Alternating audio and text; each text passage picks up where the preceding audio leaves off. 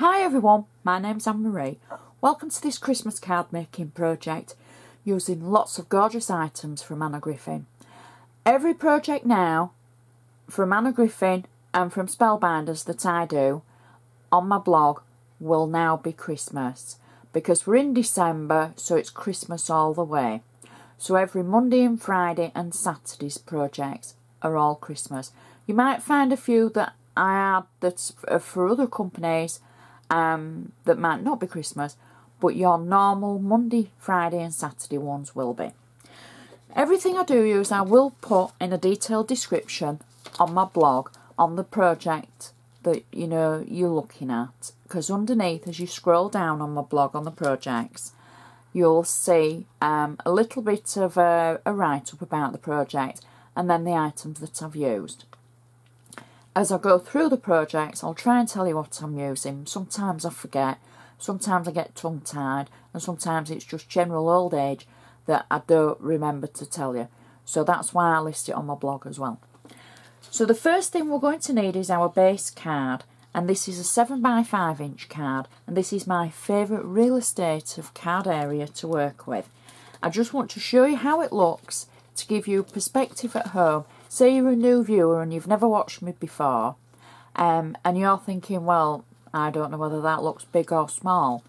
This is a cardometer. This is something I've designed when I was asked to try and give you a perspective of the card size I was using. So we start off with a large size of the A4. Then A4 folded in half is A5. If you live across the pond, my friends in the US, that can be called the A3. Then we go next size down, it's 7x5, or again across the pond, I think you call them 5x7s.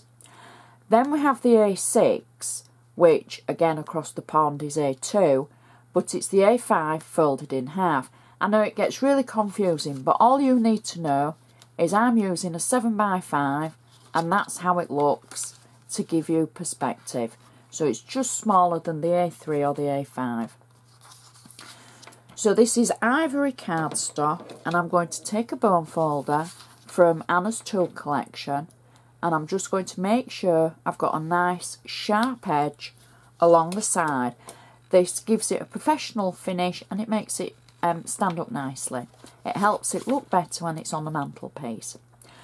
So the first thing we're going to do is the inside, because I know it's your favourite bit. And I've gone ahead and I've cut out a panel that's going to fit the inside of our card. And it's in ivory, and I know a lot of you struggle saying that you want to use the same colour ivory as your base card. Where can you find some that matches? I don't always go for ones that are the same tone. I go for tone on tone, because I sometimes think it helps the eye. And if you can't get a perfect match, it's not the end of the world. So I use ivory cardstock, ivory paper, ivory card bases, and they're all different tones.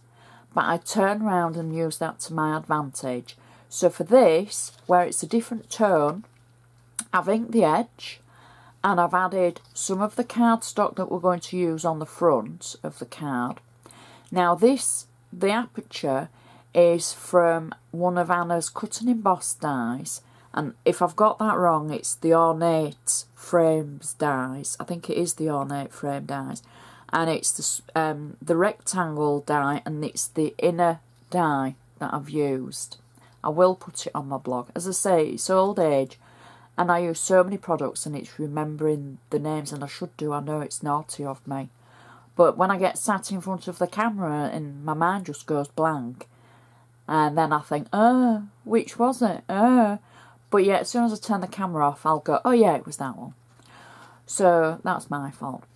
So I've cut the aperture in what we think is the Ornate Frame inner die, but I added just a section of pattern card like we're going to use on the front, and then die cut it so that it's nicely in place. I've got double-sided tape on the back of this, and I'm going to add it to the inside of our card. Now you'll notice I've got double-sided tape around the actual aperture as well as the sides of the cards. This is just so that it stops the aperture. It kind of moves a little bit and you would get a little bit of buckling. So I've just added the tape to stop that happening.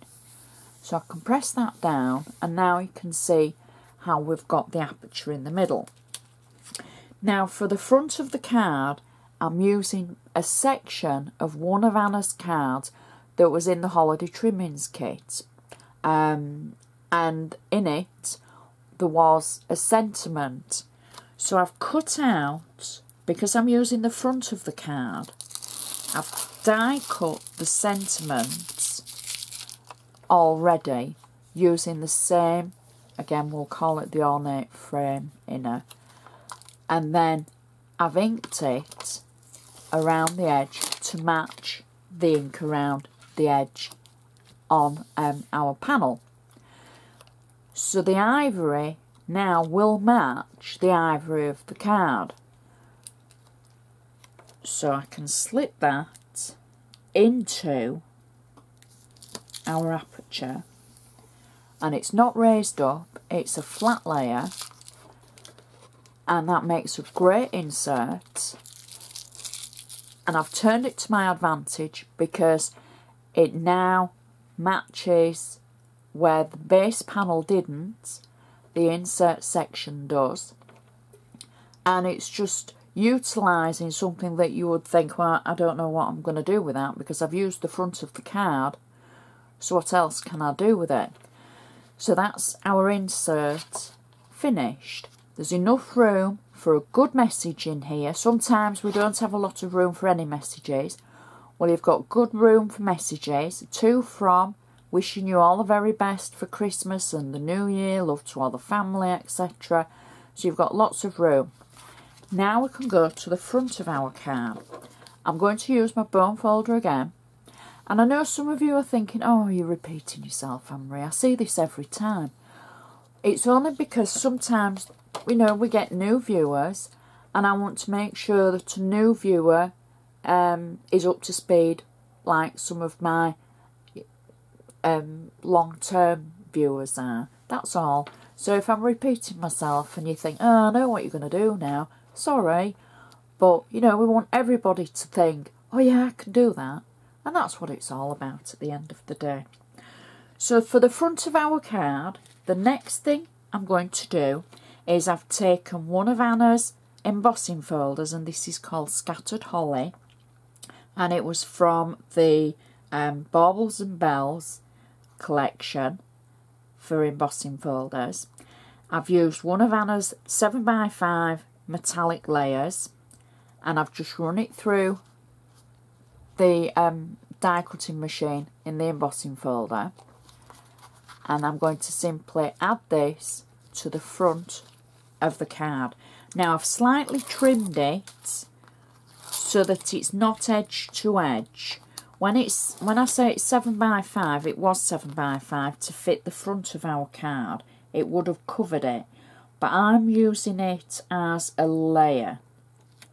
So I've just slightly trimmed it so that I've got the edge of the card around the outside. Next, I've taken, now I know you're thinking, oh, a frame. Well, it's going to be a layer, but what I've done is I've been economical with my layer. I've taken the middle of it out because I'm going to use that as we go along for further on the front of the card, because I don't need all that cardstock underneath being wasted and covered up. So I've simply cut it out, and then I can use it elsewhere. I haven't done that with the base layer because it wouldn't work for me doing it on 2 layers on top of each other. Then your card would end up warping a little bit. So I've picked this layer instead, just to save a little bit of the pattern. And this is the pattern that we used on the inside as well, just for the edges around the insert. So I've got double-sided tape on this, and I'm just going to simply place it over the top of our previous layer, like that, and press it down. So the next layer that we've got is one of Anna's pretty Christmas card bases that I've cut away from the back. So I'm only using the front of it, if that makes sense. Rather than using it as a card, I've trimmed the card section away, so I've just got a card front. And I'm going to use that as a layer over the top of the card that we've just added, where we cut the middle section away from. So now it just looks like layers. Now the section that we cut away, now we can use. I've cut this to fit the inside of our previous layer. I've got double-sided 3D foam on it, and it's just going to sit really nicely in the centre of that card. Next, I've got one of Anna's glitter stickers, and this was from the Holiday Trimmings kit. I'm simply peeling the back of it away. Now, if you ever have trouble sticking any of the stickers, which I don't tend to, but say you're going to stick onto flock or an uneven surface, something that you're a little bit unsure about, I just want to say it's okay to add a little bit of glue if you're unsure.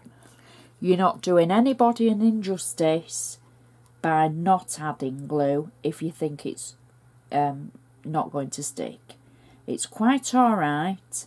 Nobody's going to be offended the fact that it's a sticker and you're adding a bit of glue if you think you need it.